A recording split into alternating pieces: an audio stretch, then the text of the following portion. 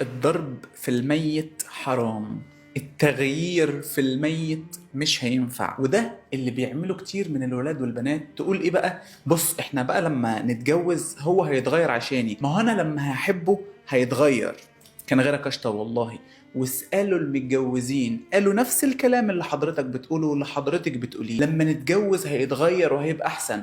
اسألوهم كده هيقولوا لكم اتغيروا للأسوأ، بقوا أوحش مما كانوا عليه. ربنا بيقول إن الله لا يغير ما بقوم حتى يغيروا ما بأنفسهم. ركز كده، لا يغير ما بقوم يعني هم، حتى يغيروا هم ما بأنفسهم هم، مش حضرتك. محدش بيتغير.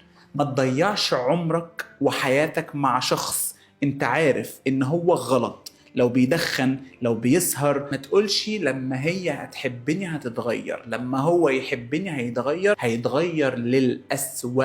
التغيير لو ما كانش من البني آدم بنفسه، صدقني لا انت ولا ألف زيك، حتى لو هو بيحبكم كلكم هيتغير. التغيير يبدأ من الداخل، من الشخص نفسه. فما تضيعش عمرك وحياتك على شخص انت متخيل ومتوقع، زي ما الافلام الهندي والمسلسلات التركي علمتك ان احنا هنتغير عشان خاطرك. انا اتغيرت عشانك يا واد يا جامد يا جامد.